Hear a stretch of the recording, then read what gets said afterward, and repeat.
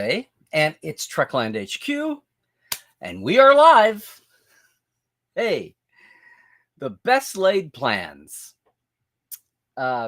Today, it's going to be an Ask Me Anything here on Trekland Tuesdays Live with me, Dr. Trek, Larry Nemechek. Coming at you here out of the portal, out of Trekland HQ for some sanity, clarity, and the big picture in a lot of Star Trek. Hey, everybody. Yes, it's Dr. Trek. I'm so thrilled to be here with you. Let me get the chat cranked up here. If you are here with us live, I am so thrilled. If you are here with us new, I'm even more thrilled. And all of our regulars, hello and welcome. Hope you're having a great Tuesday.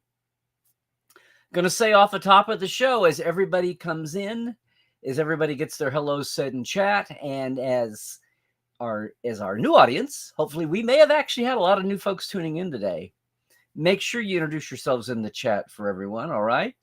Because we do this time of day to be able to reach around the world, although it's a little later than normally. We were going a little late today because we've got a special guest planned. And folks, here's the joy of going live. I'm not sure our guest is. Look, it's been a pleasure, and if you've been listening to the Trek Files, and why not, our podcast from Roddenberry Podcasts, today and last week, 2 episodes now with the great and heretofore unheard from, largely, Lawrence Luckinbill, or Larry, as he likes to go by, and just came out with a new book, autobiography, having played Sybok in Star Trek V and had an incredible life before and after, prior to and since, just came out with a wonderful autobiography. And we all say that, oh my God, when I got the PDF of his book, which is called, and now I have a hard copy, Effective Memories, How Chance in the Theater Saved My Life, which is a great tagline, right? We talked about this on our 2 short episodes of the Trek Files. And of course, we talk about Sybok and Star Trek V and all of that. But this book is so much more. The night I got the electronic copy, I could not stop reading. I wanted to get a taste of it in the Star Trek chapter. But Lawrence talks about his life growing up. Came from on one hand, a tragic life. On the other hand, so many actors come from so much tragedy and so much trauma in their life. And it's what they build from. And it's what makes them such rich actors. They have so much memory. They can survive that trauma and channel it correctly. Of course, we've had some creatives, artists, and musicians, as well as actors, writers, the whole thing. Sometimes it gets the better of them, and they have a very troubled life. And, well, I don't want to put words in his mouth.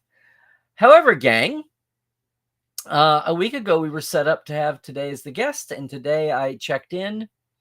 And I've not heard from Lawrence or any of his family acting as his agents for today. So we've got some kind of a snafu, I'm sure. So, and we are all clear about the time and all of that. And again, you've heard him. You heard 2 of our great episodes of the Trek Files here just recently with Lawrence and talking about the book. I wanted to go a little bit beyond what we got to even in the Trek Files today. And you know what? I have a feeling that I'm still going to get to do that. It just may not be today. So here we go. We do it live. And sometimes we have hiccups. So here's the thing, gang. I'm just going to open it up for an AMA today. There's lots going on in Trek world. We're heading into con season. People can stop asking me if I'm going to be at Vegas now because I'm on the guest wall. No surprise to me, but apparently it was worrying some folks. I just got to watch a huge SoonerCon happen back in Norman in central Oklahoma. First time in about 16 years without me. So yay for another great con there. I just wasn't there full of first person to talk about it. But it's con season everywhere happening, including here locally. And I'll tell you about that in a second. So there's a sense something might happen here in the next, we were going to have Lawrence for 30 minutes. I don't know. We have never had a miscue about timing. So hopefully everything is going well with he and his family, and we'll just reschedule. I'd like to do it here in the next one. Lawrence has been doing a lot of press, at least on the Star Trek side of things, and probably some more in the cultural circles too. And I know he'll be talking, but I always have faith that no one can ever talk. No one with a life and so much to share can ever talk too much about it when you talk about all the different interviewers and formats that are out there. Much less, I know what I wanted to talk with him about. So, yes, gang, let's just turn this into an AMA, shall we? If we get rudely interrupted by Larry, Luke, and Bill, then we'll drop everything and pivot back. But otherwise, let's just have a simple show today and an AMA. And I will think of the announcements as I need to do such. All right. What's going on? So here I am. This is me diving into the chat early. All right. Tell the kids, tell the nieces and nephews, we're starting late on a late show, which was needed for his schedule, which is why we're going specifically later today. So again, and it may not have to be that way when we do a reschedule. So who knows? Let's just see. Good chance we have a short show today, in other words.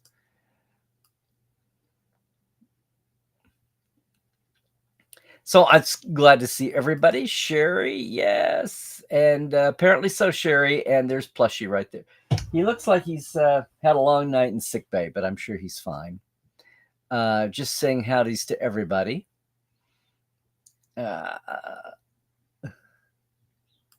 Yes. Well, hopefully not too much pain today out of this, and hopefully we'll get rescheduled, everybody. JR, you know the clip too. I don't know, in a YouTube world, how can anybody not know?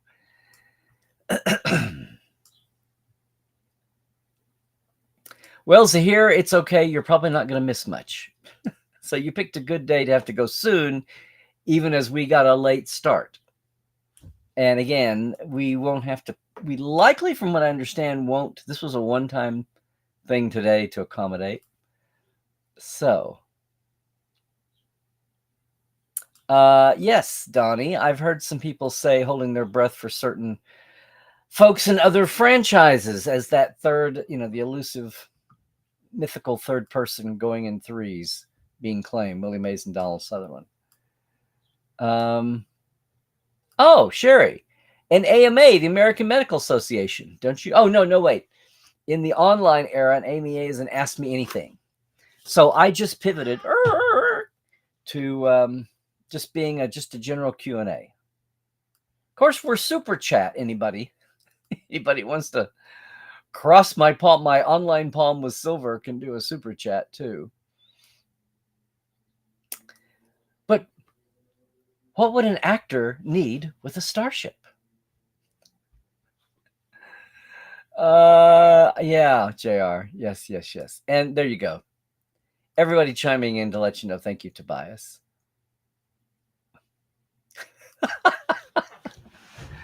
Well, thank you, Steve. Oh, no. Heaven forbid that happened. Why? Whatever would make you say that? Yeah. I feel like I've been doing we've been doing a lot of talking, getting ahead on the Trek files. We've had a lot more guests than usual here on Tuesdays Live, which is awesome. It's kind of the hope, especially the last couple of years. Who knew the way the internet would, who knew that laptop internet would develop as casually as it has? And it was going that way even before the pandemic, but the onset of Zoom just accelerated all that. Hi, Da. Yes, I know. And I don't even know if we're going to have any Europeans because it's already, 11 p.m. in the UK and midnight for Central Europe. So.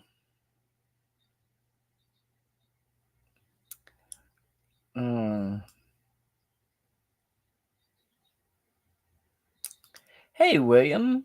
No, this was a year when they did not have me come in, which is what I've been waiting for ages. It's been very kind to SoonerCon to have me as a guest for many, many years. And this year was a breather.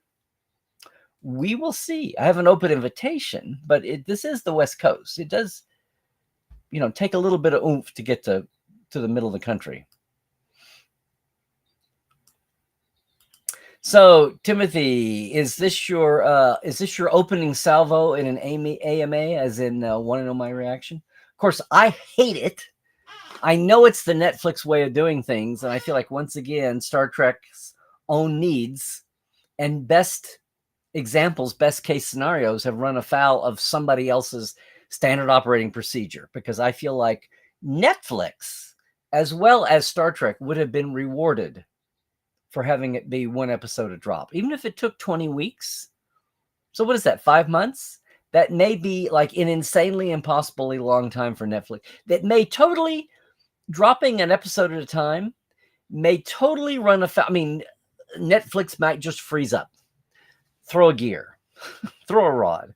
They may not be set up at all to function checking analytics on a show that does that.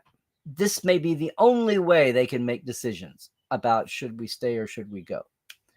So I get that.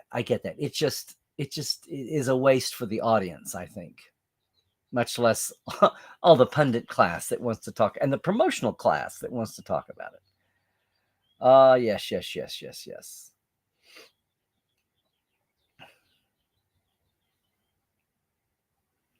And there we go. Yes, you can tell who's north of the border because Prodigy is launching on Netflix on Canada Day.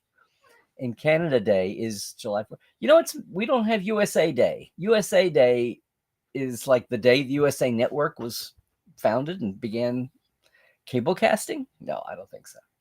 But July 1st is right on the fiscal year. There is Canada's Independence Day. Once again, like with the premiere of Star Trek, the original series, they beat us by a couple of days. Although it was years before we were. And so, yeah. 1864, was it? Oh, it's a 0 anniversary year for that.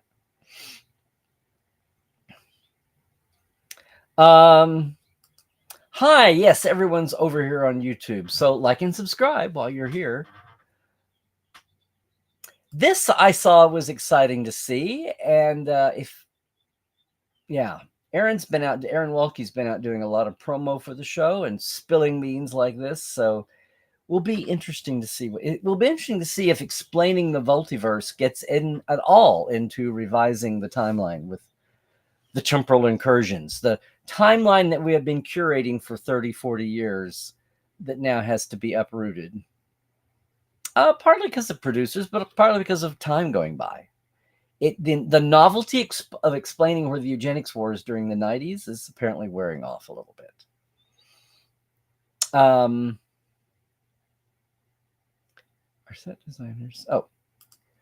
set designers. Hey, JR.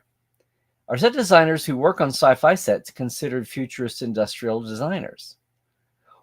Will not by trade. Maybe some of them have that skill, just like people who work in aeronautics. Matt Jeffries knew aeronautics. Besides from his service years, that was his passion. He had planes.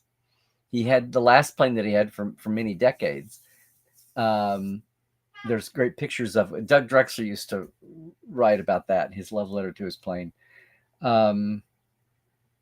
They bring that a passion and avocation, if not a vocation, to it.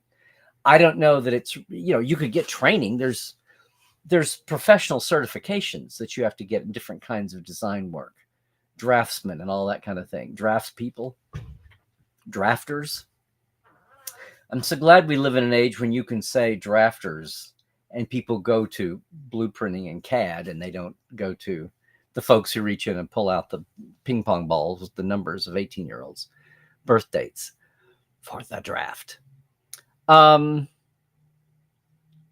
Yeah. So no, not necessarily. I mean, you have to pass your professional standard. But if that's going to be your interest one way or the other, if you're going from the highly technical, and not that there's nothing highly technical about the needs of Hollywood that a professional set designer, production designer has to come through with to perform for the skill set that's required for the job.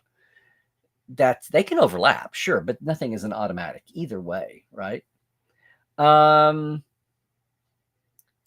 Steve, I know.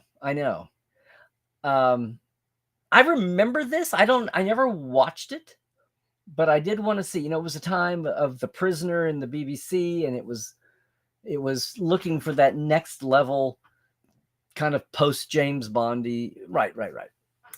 He talks about in his book, and he talks about the responsibility of being the lead actor in a show, but he was new to the business, as he hadn't been a regular in a series to even model what the lead does. So anyway, it was a lot of fun. It didn't go very many episodes. Yeah, hopefully we'll get the chance. I'm sure. But that would have been good. That would have been one of the things we could transcend the Trek Files shows. Oh, very good. Awesome analysis. Proud descendant of someone who fought in the American Revolution. None of my four families, Irish, Germans, Czech, none of the four were here at the time of the Revolution.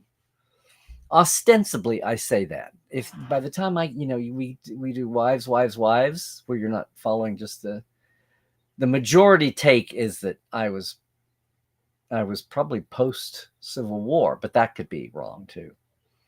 I'm sure there are strains and chains I can find to go back. 1867. Okay, I was thinking 1864. Same year as the Alaska Purchase, Seward's Folly.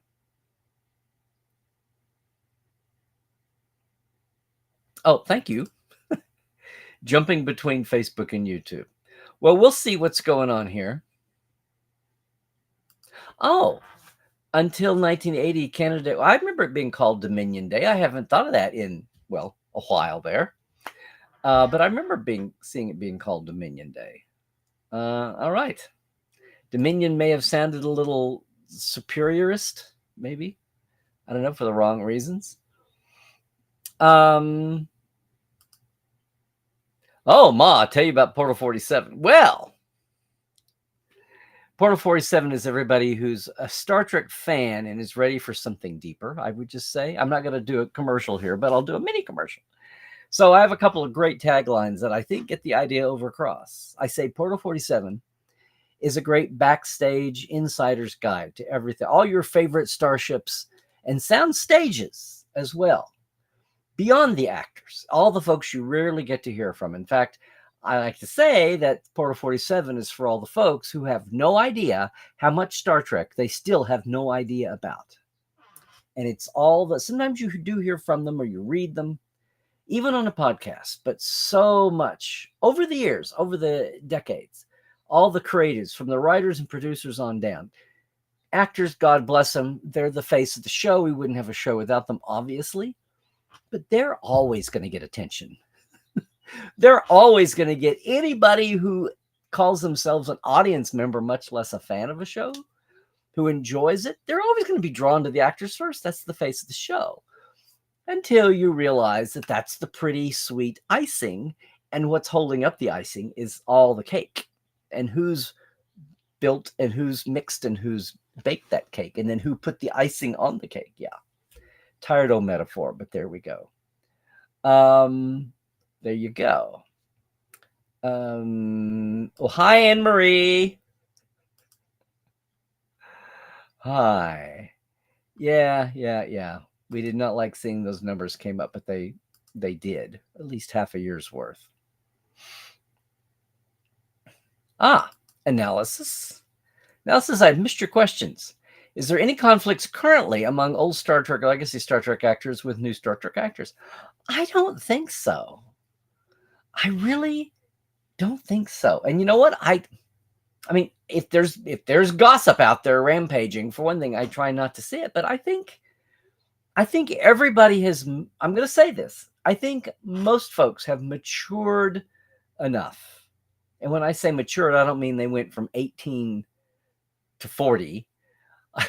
I mean, I think the whole media culture has evolved enough now that people see there's no point. There's no point in even making points for clickbait clicks. There's very little point in making, if somebody is really egregiously angry about something, righteously angry, well, they should voice that. But if there's, like feuds or differences of opinion, I think most people just keep it to themselves. And then having said that, I don't know where there's, lots of people have a job for a while, but they stick with Star Trek either behind or in front of the camera.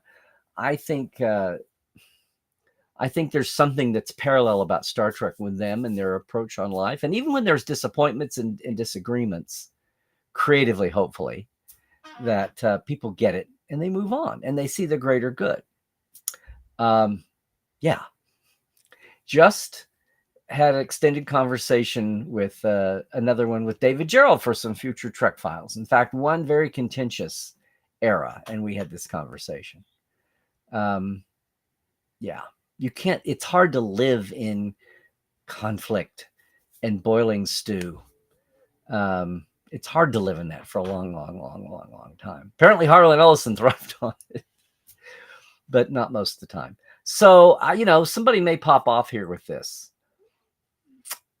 I really don't know. And, it's interesting. Even the Shat has had moments that you don't know.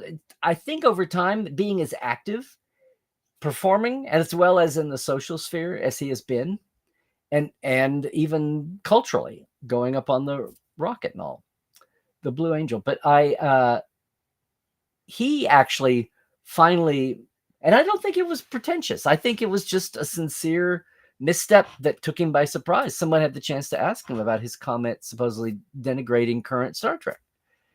And he came back and he was like, oh, what I meant was da-da-da-da. And it was nothing to knock down, the wokeness or what have you of the current shows. And that had made headlines 2 or 3 years ago. And now it appears that was all blown up proportion. And no one in the time since had bothered to ask him to go back and redirect the question. And following that, there's probably somebody out there that I'm not thinking of. Maybe somebody else will come up with one. Who is Hoodie Place Resurrection? How am I, Larry? I'm good. We're good. I'm disappointed to miss Lawrence Luckenbill today, but I'm sure we'll get a second go around at it. Oh, so Timothy, see, I've watched everything bubble up with all the Prodigy hoopla, and that's awesome. And I'm glad it's getting so much attention and all that. You're missing the adaptive nacelles moving up and down when the ship goes to warp. I think basically they've been able to design starships now that no longer worry about that. That's not a concern. Remember, Voyager came out right at the same time that the warp speed limit was imposed, right within a year or two, and that was a quick fix. So, yes, there's no reason 20 years later to keep making that an issue. Now, the sentimentality of the fact that was your Star Trek, apparently, and that's what you miss. All the viewers of Next Generation and DS9, much less the original series, have no such sentimental connection, and don't even think about it. Hey, what's with that? And then when you move on to either a prequel or another show, no one even thinks about it. So it's your unique time in history here.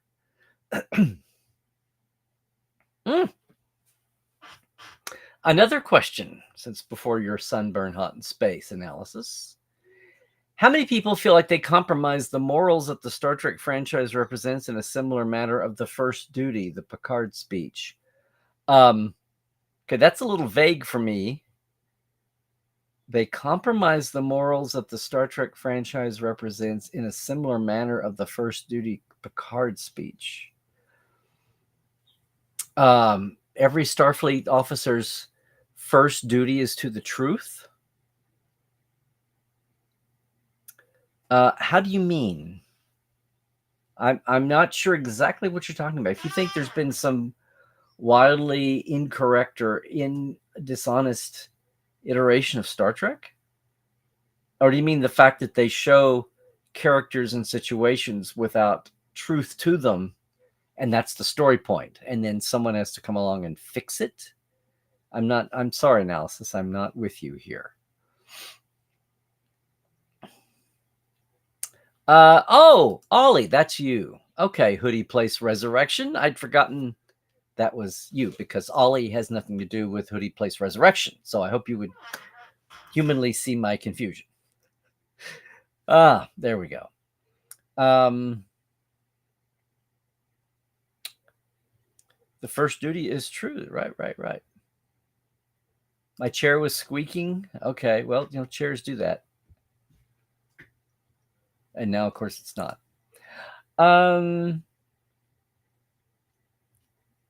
Analysis. Talking about the fans not living up to the ideals of Star Trek. I don't think Gene Roddenberry or his ghost or anybody who came after him who earns a paycheck from Star Trek can be held liable for what their viewers do. Unless they're somehow preaching to the audience to go out and, burn everything down or something, and then they do.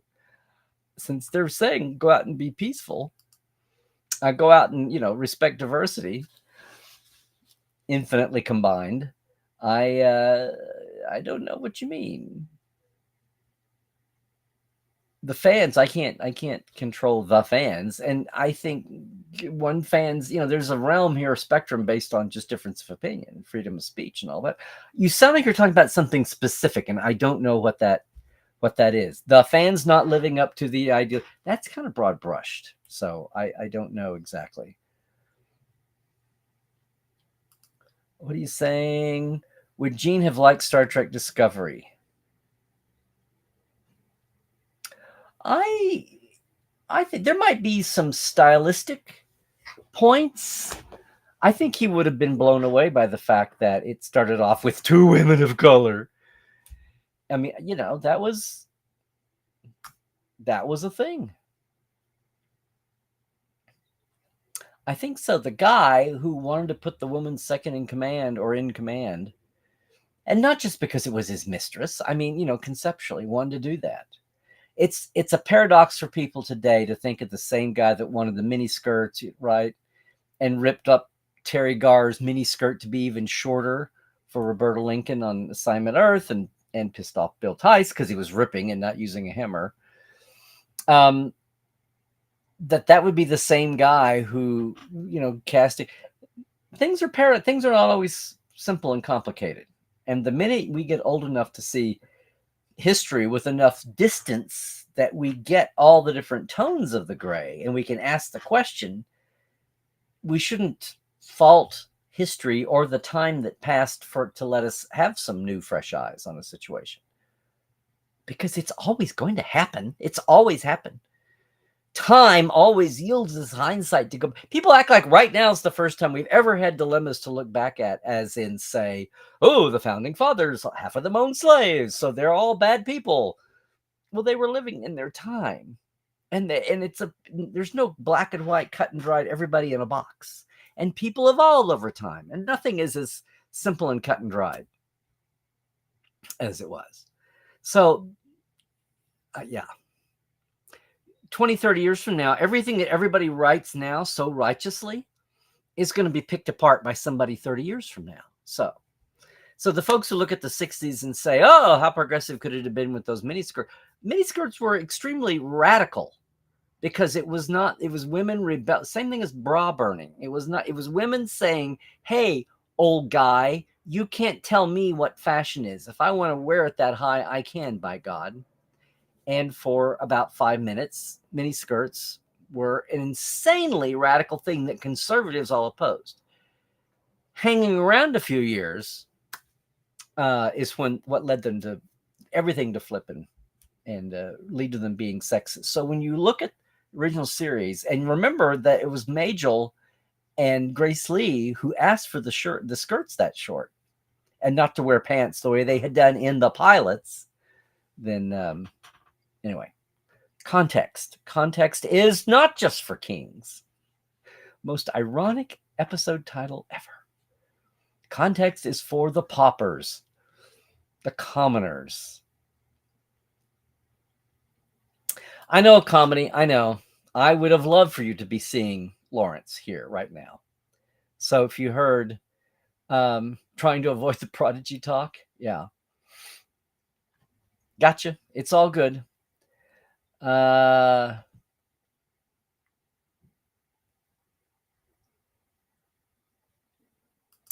Speaking for yourself and people not being open-minded enough about certain things and certain people.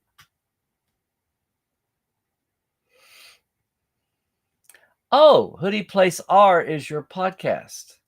Yes, we'll work it out, Ollie. Don't worry about it. We'll get there. We'll get there. I'm not avoiding you.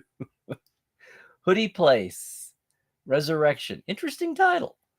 Is that something lost in the English-German translation or something? I don't know. Okay, analysis. What would I put as an honorary Star Trek? I eat like stuff. What would you put as honorary Star Trek? You eat like stuff like Galaxy Quest and the Orville. Yeah. And it seems ironic saying Forbidden Planet because Forbidden Planet was an homage, stepping stone forebear to Star Trek. But yeah, you can't argue with Galaxy Quest and the Orville for each of the different ways. Sure. Oh, talking about Gene and appreciating. Sure, he would say that not looks like 10 years before the Kirk era. Oh, yeah, I see what you mean. Yes, Majel. Yeah, I remember. Yeah, I think. See, here's the thing. We talk about Gene in the 60s and Gene in the 80s. And Gene in the 80s was Gene right before he died. And we talk about young, wild, ass-kicking Gene and mature aging and then slowly being addled by mini strokes Gene. And personified by Kirk versus Picard as the leader of the shows, as the captains. And I think if you could get everything, apples to apples would all be talking to Gene at a certain time in his life.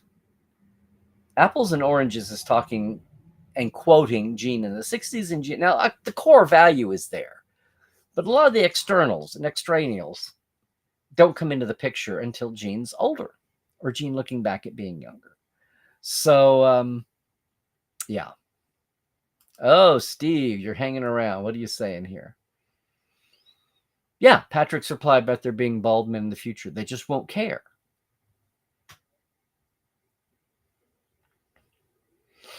Isn't that the hope when it comes to issues that seem to be the rage these days? That's why it was so, even for a late third season episode, it was so shocking when the Lincoln image conjured by the Excalbians from within Shatner's own mind calls Uhura a negress and then apologizes for calling her that. And she says, oh, that's fine. That's fine.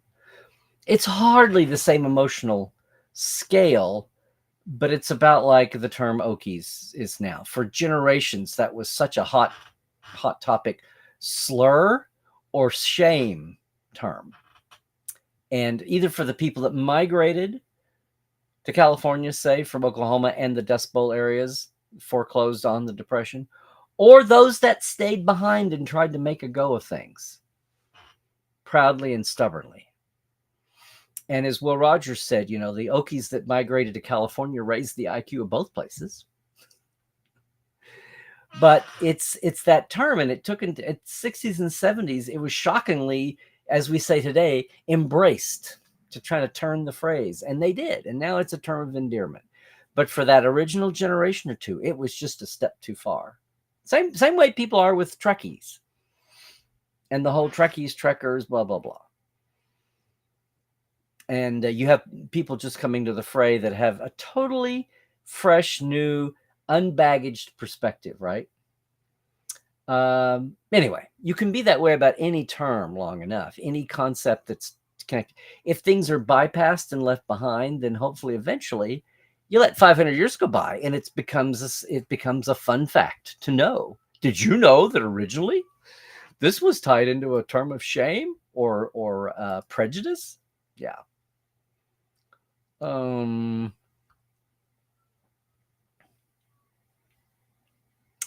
Let us see here. Oh, Hoodie Place. Resurrection. I want to say Hootie Place International. Hootie Place Resurrection. Hootie comes from Green Arrow. Ah, okay. Okay. Very good. So there's your explanation. Okay, we'll work it out. We'll work it out, Ollie. Be happy to be a guest sometime. And I'm not saying to blow you off. We'll do that. Yeah, we're gonna dive into the business end of things here. Oh, wait. Where'd that go? JR said a stock guru mentioned that Para should license their contact, like putting it on a streaming service in order to get cash to stay afloat. Para's in peril and looks grim. Yeah, Sherry may have done the biggest bonehead thing ever. It's bad enough being an Okie in Oklahoma, Steve. Yes. What? I don't know. Is it worse in the Panhandle than it is like down by all the universities? If you get close to UT, Austin, whatever. You know, I mean, it don't matter who's in Austin. Bob Wills is still the king. Good taste. Good taste, Ma. Come out to Santa Monica to LA and I'll give you a tour at the house out here at Will's Ranch House. Hey, Analysis. Why is there no captain from my home state of Ohio, which has a deep history of astronauts going in space and aeronautical pioneers? Well, come on. Oklahoma had a higher per capita the first 20 years of the space program than any other state in the astronaut corps. And there's no astronaut captain from Oklahoma. There's no Starfleet captain, I mean. That's funny. Maybe there will be. If we get back to cranking out new, have we who's out there?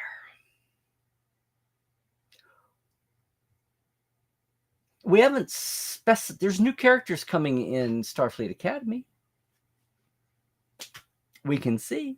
Of course, most of the characters in Starfleet Academy, unless there's some kind of time holdover or time forwarder, will all they will have been born in the time of the United Earth that's not a part of the Federation in their time span. So if the old governmental, the 32nd century shows may not be the best place to say I'm from Ohio, or maybe not. Maybe I could be wrong. So we come across another lead in the Strange New World era. I don't know. We'll see. It's funny because Will said something about this too one time. He said, what was it? Ohio was yelling because he said they had not had, sometime in the 20s and 30s, Ohio was angry at the candidates running in one of the parties for president, probably the Republicans. And he said people from Ohio were angry because they were the mother of, that's the state nickname, right? The mother of presidents. Was it 5, 6? And Will said, well, Ohio is mad because they say they haven't had a president since Taft. And Will said, well, look at the U.S. We ain't had a president since Lincoln. Yeah. I agree with you there. I think Gene would be totally in line with the pilot. Yeah,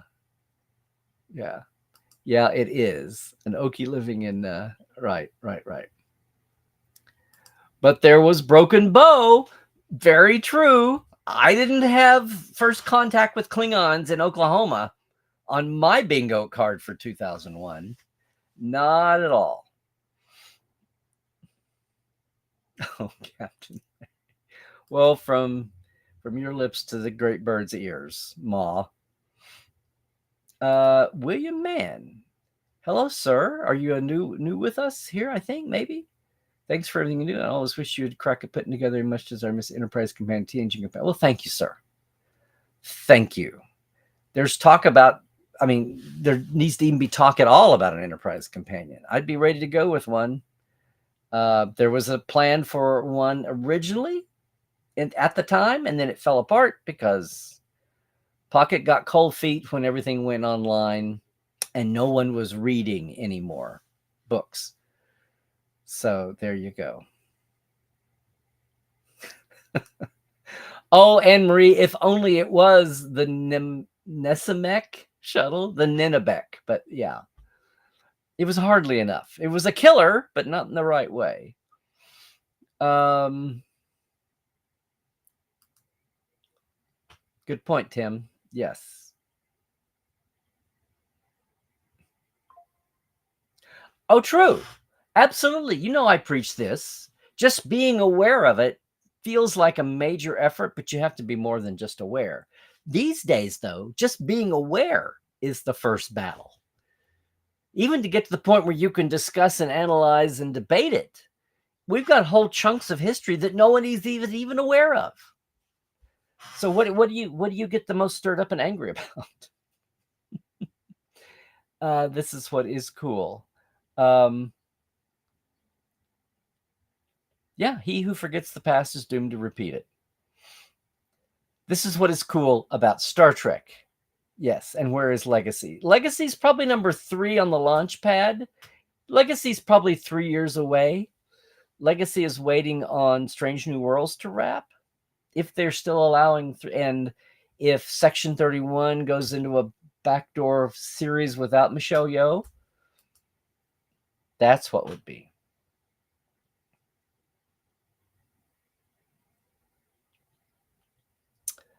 Oh, thank you, William. First time chatter, long time listener. Do I have a perspective why the Voyager companion lacked the real behind the scenes inside? I sure do. I can tell you exactly why. And it's not. Paul's a good friend of mine. Worked in licensing. Paul was totally capable of doing a book just like the other two, but he was told not to. That was not the marching orders. It's all the attitude at the time of pocketbooks pre-digital production. It was pocketbooks at the time of the early aughts when the Star Trek audience was diminishing. Nothing was going to stem it. And pocketbooks looked and said, and told Paul, don't make a big deal out of this. Just interview the cast, couple the creatives, do some little 2-page special things. Don't talk to, like I did, like Paul and Terry did. Don't talk to all the visual effects and props and wardrobe and all the directors, and go down the visual effects, art staff. Oh my God, don't talk to art staff. Don't go down the line. Just keep it very simple on the behind the scenes notes. Just crank it out and keep it simple. And let's just get this out of here. Let's go through the motions so the bookstores have a book they can say, and don't make it, a joke. Have some value, some worth, some depth, but don't go all out, because we want this out by Christmas and we want it out there, and don't kill yourself over it. And so that's what he did. That's what he had to do. And I remember him telling me that. He was regretful, but he was a guy doing the job that he'd been hired to do. But all of that was reflecting the downtrend that Star Trek was on. That everybody was hoping Enterprise would refresh. And, it just never did. There was, somewhere between the audience splitting, all the other rise of sci-fi that Next Gen, thank you very much, showed the way to compete, and the fact the media was changing and nobody got it yet, and the fact that we were DVRing and no one, nobody appreciated that Enterprise was the number one DVR'd, the number one recorded digital show. No one got how important that was. They just thought it was a cheat that people were skipping commercials. So how could it be valuable to an advertiser if people were skipping commercials? You don't want to highlight the fact that people are recording it so they can skip through and skip the commercials. How would we do television if we didn't have advertisers paying for production, for air times? So, yeah, it's the whiplash of when just like the original series and demographic ratings versus raw number ratings. It's Star Trek pays a price sometimes for being the vanguard before anybody really realizes what that means.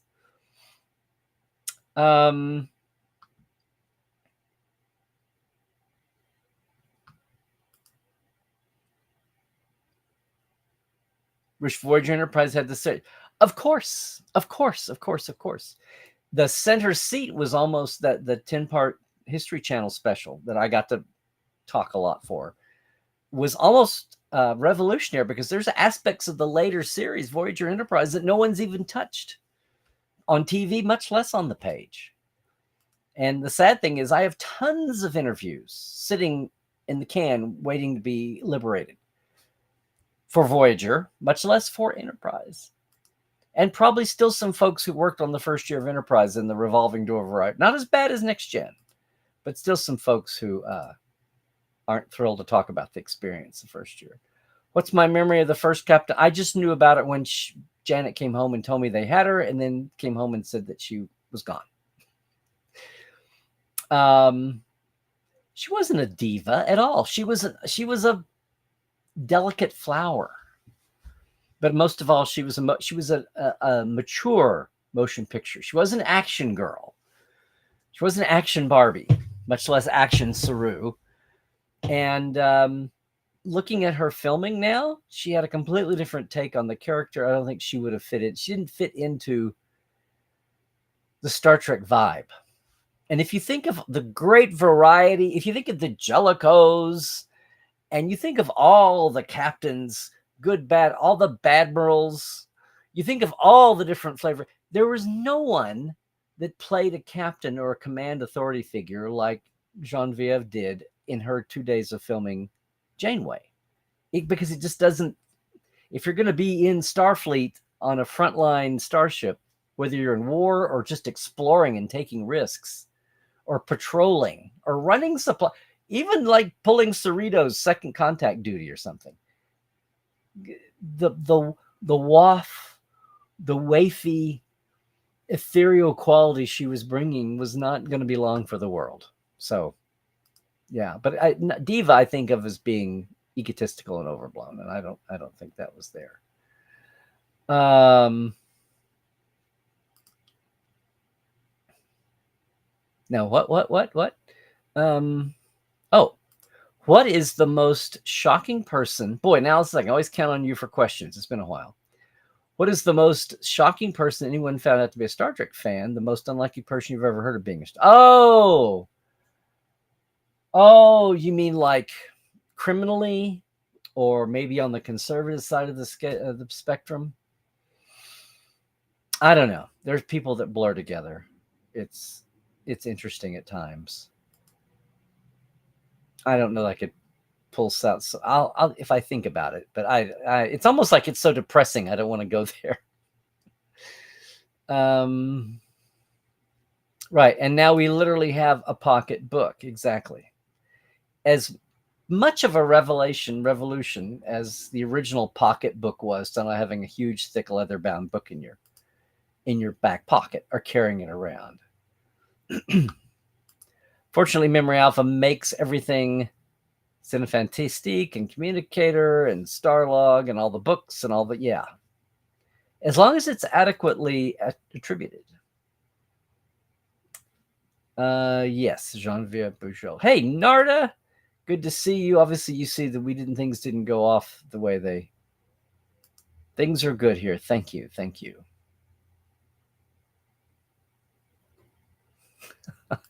I know, JR. I know. I mean, I had my library was so pristine, and I knew the best DVR. It was I've just gone blank. The best brand with the best gearing for pausing. So on a forehead, paused commercial. But yeah, I had the 15, 18 years of Star Treks that I hand recorded every week, or else I went back and got it. If it occasionally would have to miss a live show, I would catch a rerun, or I would wait till I could cycle back and then tape it. And it was off the air, so it was the best quality. And if you paused, not a Toshiba, Mitsubishi. If you paused a Mitsubishi, you didn't on forehead, you didn't get the static lines. You got a perfectly square picture, and you could stop and pause, and I could transcribe okudograms in jokes before anybody knew they were there, aside from 2 or 3 people like us looking and threading that. And that's why people appreciated my concordances back in the day, before it was before there was an encyclopedia, before there was Memory Alpha.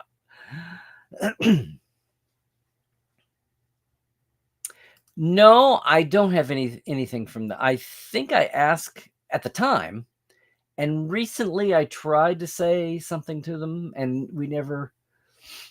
Yes, vindicated by Mad Men. Absolutely, absolutely. Hello, Rashid. Thank you for dropping by. Tried to record on extended play. Right. Only 2 to a tape, not 6.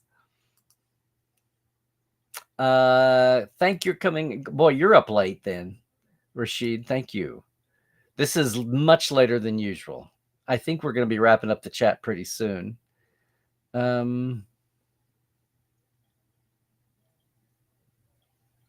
Yeah, again, it's the eddies and flows of the business and the history, and some of the shows lucked in and some of the series lucked out, and Enterprise lucked out.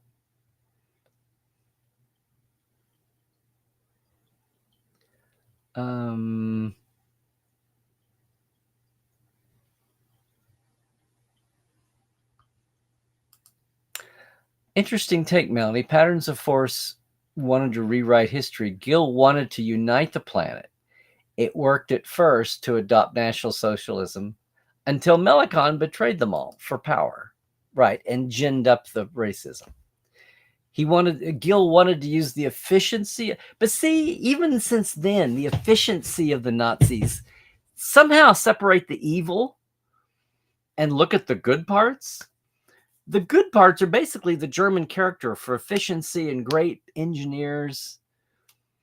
But even that people have gone back now and said, well, now let's look at this. Did the trains really run on time better under Hitler than they did when they were stable? You can't take the 30s because the world depression hit Germany and the Weimar Republic really hard because they were dealing with their war debts that all the winning countries were insisting on paying, and thankfully all the lessons were learned after World War II. No one punished Germany and Japan. They just tried to make sure that those situations didn't rise up again to where they threatened the world. But they weren't like brutally punished, because that almost immediately leads to someone worse coming back along to take vengeance.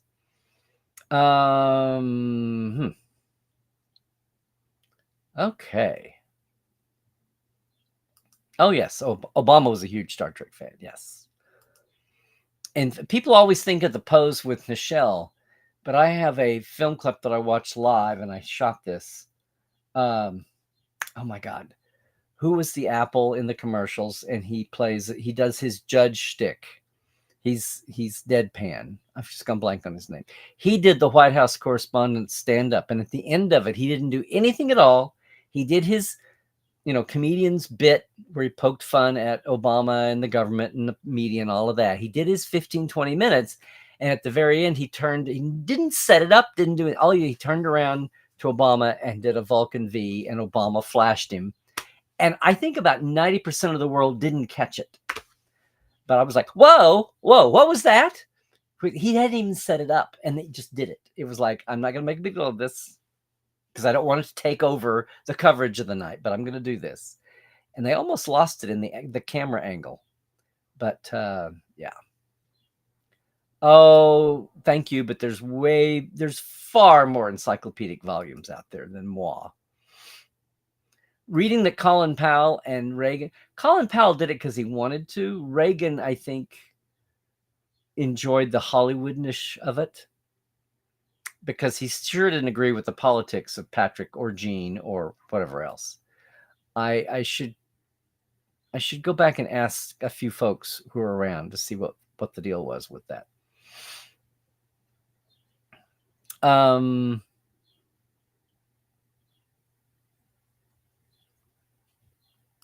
Now, what are you saying here? In my fan interactions, do I get the sense that people have softened or feel less burned by Nemesis because of Picard, particularly season 3?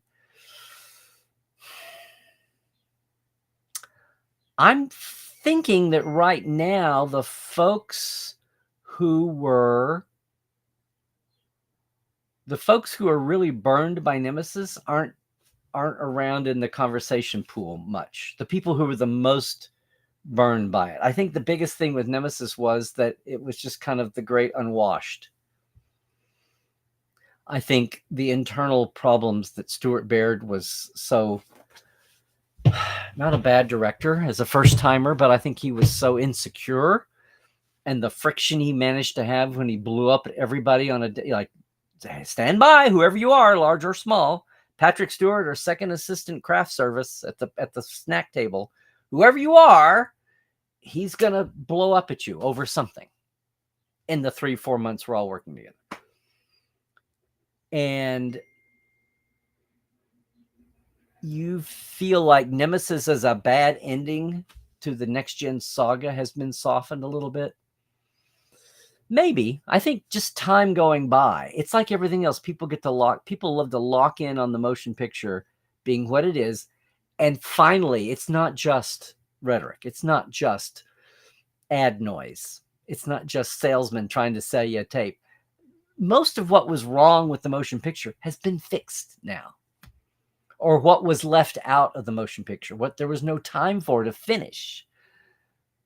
It wasn't like bad. It was bad, now good. It was unfinished and raw, now refined and edited. So some of this is, the time going, but people who get locked in and they won't keep up. And same thing as the people that thought DS9 was hopelessly confusing. Boy, miss 1 or 2 episodes and you're just lost. Well, that's not even that people look at you say that today about watching, like, huh? How do you get lost when there's all 180 episodes there in a row on your Netflix queue or your Paramount Plus queue? So I think the people who felt burned by Nemesis, maybe, but I just think they're kind of out of the circle. They're out of that now. I don't know of anybody watching. Some, I'm sure some did. But if anybody watched Picard season 3 and thought, wow, this makes me feel much better about Nemesis now, I don't know if there was. I'm sure some people did. I think there was more feeling of that over the first season. And having Data come back and then die again, right? I think there was more attachment to Nemesis then than there was after. But you're thinking not specific events and characters. You're thinking of the saga, the cast's whole vibe as a whole. And I think the time had passed by then. I would not doubt you there, Analysis. And yes, Ollie, Enig is Gene spelled backwards. Yes, indeedy. Wait, what was this?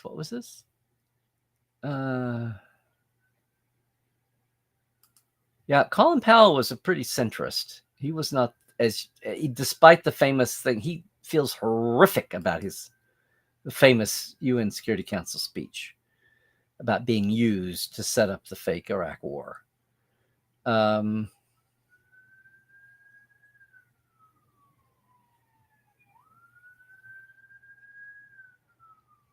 do we got going, guys? Are we getting down here without Lawrence here? It's only one. It's a 1 Larry day, not a 2 Larry day. I'm sorry. Hoodie, I was there. Ollie, I was there the first time Patterns of Force was showed in public. In part of that same celebration. The first time it was allowed to be released on VHS, and they showed it live at the festival.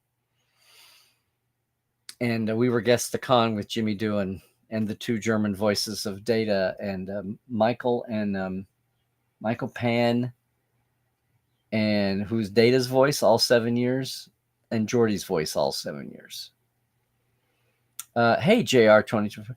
No, I did not go see the solar eclipse. However, I saw the solar eclipse like it, the one in 78. I remember going out. They had telescopes set up that we could go out and do that. Get out of class to go do that.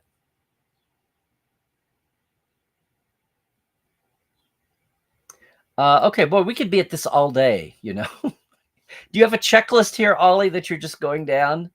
The grievances here? You're just stop shift. My chat keeps shifting around. I guess that's because everybody's getting in here at the end.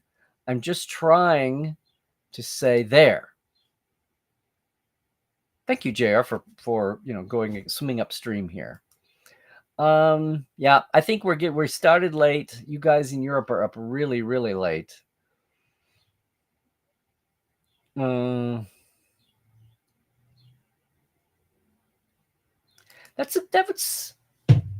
be a good poll question sometime to try. Thank you for that. I may use that at some point.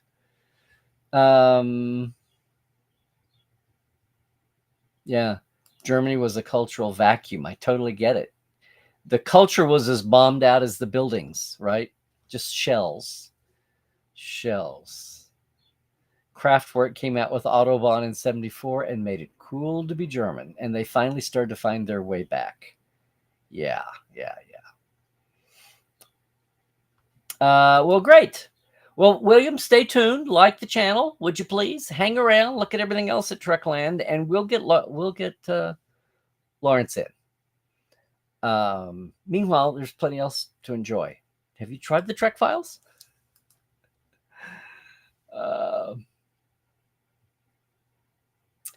Yes, it is.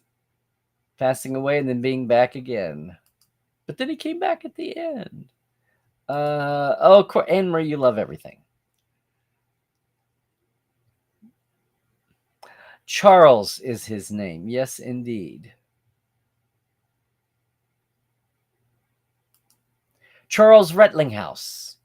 Wow, pulled that one out.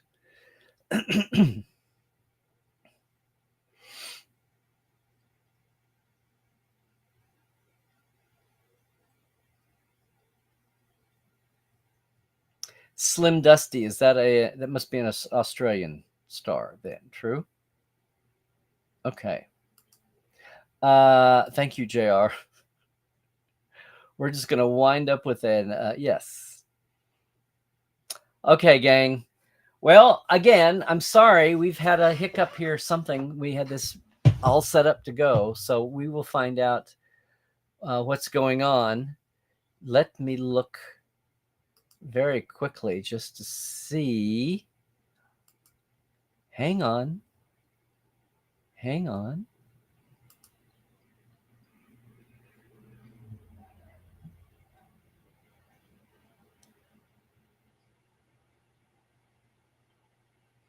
Oh.